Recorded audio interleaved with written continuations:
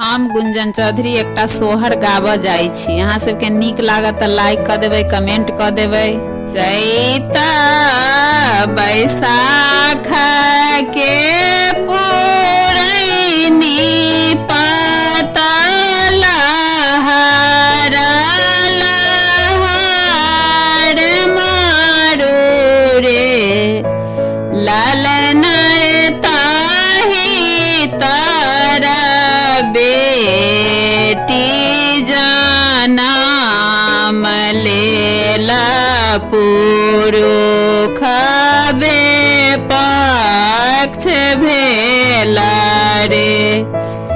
लालन रे ताही तर बेटी जनम लेला पुरुष पक्ष भेला रे खेनरी ओढ़ाना गुदरी पहिरान मोटका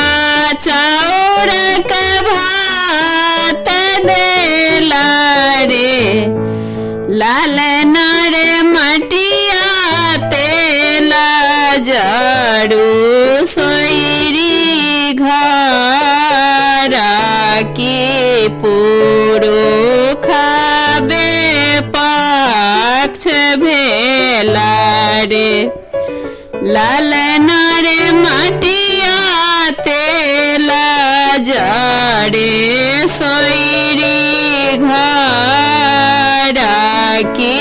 पुरुष पक्ष भेला रे चैता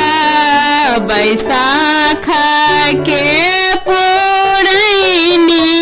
पातल लहर लहर मारू रे लालन रे ताही तर बेटा जनम लेला पुरुष भेला रे लालन रे ताही तर बेटा जनम लेला पुरुष भेला रे पियरी ओढ़ाना पियरी पहिरन बासमती चाउर का भात देला रे लालन रे सरसों तेला जड़े सोयरी घर की पुरुष भेला रे लालन रे सरसों तेला जड़े सोयरी घर की पुरुष भेला रे